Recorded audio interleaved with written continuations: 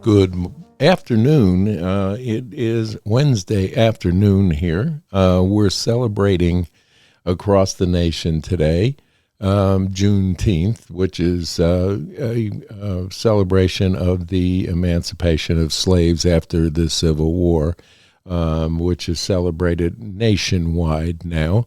So you won't see any mail deliveries today or anything government-related going on. Stock market is closed, and not a whole lot to talk about today other than if you're off today due to Juneteenth, enjoy your time off. And if you're barbecuing, don't forget our sponsor. You can call ahead, and they'll ship to you some of the best beef, chicken, and pork that you ever tasted. And that's Lazy J Farms. And after this broadcast, you'll see their commercial. That said, welcome back to the Kaiser Report. Always good to see you here. And one of the main things we want to talk about today is the cover-up that's going on through Karine Jean-Pierre with regard to telling you that what you're seeing is not what you're seeing, that it's all faked. And edited footage of Joe stumbling around, freezing, and being lost in certain places. This is not true. Fox ran unedited footage of all of this yesterday to show that it hasn't been doctored. They've had experts say it hasn't been doctored, but again, this White House wants you to believe only what they tell you. She carries a banner, and she has to say what she's told to say. And if she doesn't have an answer, she will get back to you sometime with an excuse. But what's really going on in the world today is a NATO-style defense pact that was signed between Vladimir Putin and Kim Jong-il in North Korea. And Kim Jong-il has pledged to back them with the Ukraine war. We are on the precipice of World War III if we're not very careful.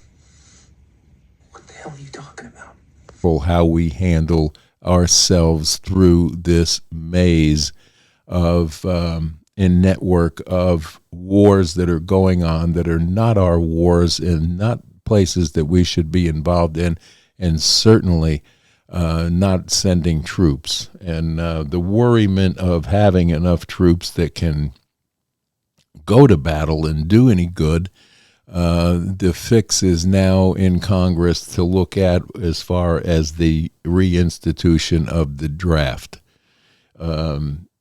It was always my understanding that when you turned 18 years old that you had to register for the selective service.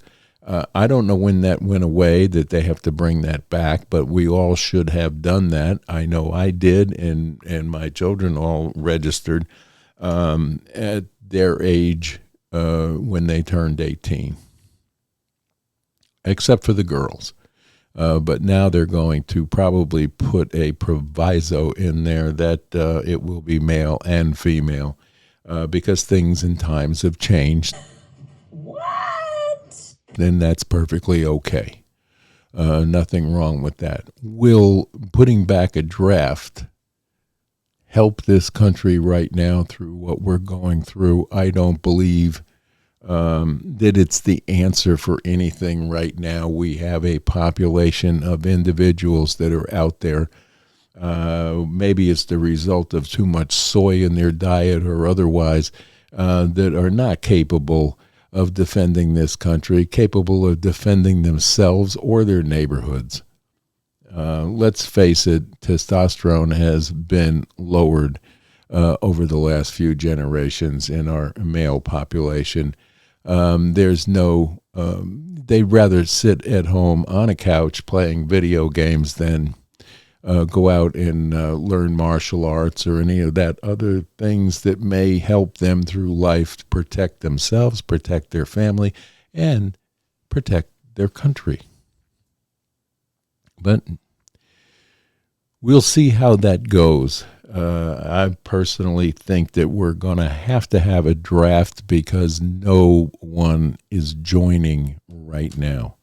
And whether or not that's a result of the policies that have been put in place at the Pentagon and about by the diversity hires in the Pentagon that have changed everything and done away with anything that may harm or trigger an individual to not feel good about themselves, which is a problem right now. But that said, anyway,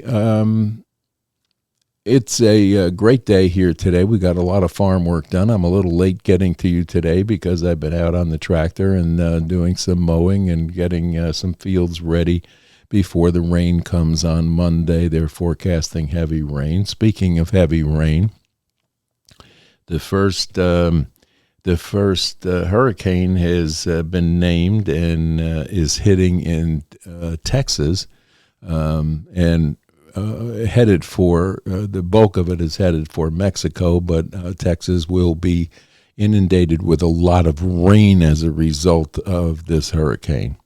So we're in the A's now. I believe it's Alberto is the name of the hurricane that's coming at you in Texas. You're going to get wet and probably have a little flooding here and there, and that happens. But let's hope the bulk of the wind and damage stays away from our shores. We have enough problems around the borders in Texas right now, and need I tell you why? Well, it's Wednesday, hump day. We're halfway through a week. We're looking at being 8 days away from the debate that will take place between Mr. Trump and Mr. Biden. And hopefully RFK Jr. is going to try to get into this. There was some talk today about him suing to stop it if he's not allowed. I think he has to have so many states behind him right now and so many paths to the Electoral College for him to qualify for this debate, but I think he'll pull that off. And I'd like to see him in there, especially with the independents being on the fence the way they are throughout the country. According to polls, they're on the fence of who to vote for. So they should hear from all the candidates. And I guess that the reason for not having Jill Stein in there is the fact that she couldn't bring these numbers in that are required to be part of that debate. Joe Biden is feeling very confident. He's made the statement today that he's going to whip Trump in the debate, and he's ready. Well, let's see. But they've been known to juice him up before and get him ready for spouting what someone will write for him to memorize. Whether he can or not is debatable. But Donald Trump, if he's left alone on that stage with him, he has to debate not only Joe Biden, but he has to debate two democratically tilted CNN talking heads, basically, that are anti-Trumpers. We know this. So he'll be debating three people rather than just one, and I see that. And if RFK Jr. comes in, there'll be four. I wish them all the best. I hope you will all tune into that debate. We get to see every day what the truth is, and they're not deep fake films of him freezing up, being lost, not finding a way off a stage or needing help to leave an event such as D-Day, when Jill had to walk him down the aisles to get him out of there, in meetings that he missed as a result of whatever happened. And as some would say, nonsense, booby pants. But We don't know what really happened because it's all covered up. Everything that happens in the Biden White House has a layer of protection placed on top of it, so you cannot see what's going on for real. But thank goodness we do have footage of this stuff that we're watching, and Fox was good enough to run that footage unedited, free and clear yesterday, and every other mainstream media has tried to carry this notion that someone made this film up. Are there deep fakes out there? Are there deep fakes doing damage to people that shouldn't be done? Absolutely, but this is not one of them. You see before your very eyes what has been done to this country in the last 3 3/4 years. It is out there plain as the nose on your face, and we all see it, we all hear it, and then we're told that that's not what you saw, that's not what you hear. It's propaganda. Just like we were told about the Russian dossier and all this other stuff the last time Trump ran for election or was elected, and they're trying to impeach him. So there's an impeachment process right now that is dragging its heels against Biden and the Biden family, which is not a good thing for him to be having to field and then be out there at 81 years old trying to run for presidency again. The man needs to retire. And that brings me to the dementia thing that everybody's talking about. Yes, it is a recognized thing with Joe Biden that he is suffering from a form of dementia or Alzheimer's or something of that nature that the medical people are looking at and saying yes. Now, having had Alzheimer's in my family, I understand that this is not a funny thing to be made fun of. The world is making fun of it because Jill and the party keep putting him out there to look like a dunce. But let me tell you about dementia and about Alzheimer's victims. It is a sad, sad thing, and they should not find humor in that. And the people that are putting him out there and exposing him to that humor should be held accountable. It's not a good thing to go through. We all get older and we all lose some of our memories and some faculty, but there's a place and a time when you need to realize that you cannot take on the burden of running a country like this when you're not feeling well. And you know when it's happening to you. These are the reasons you see him freeze.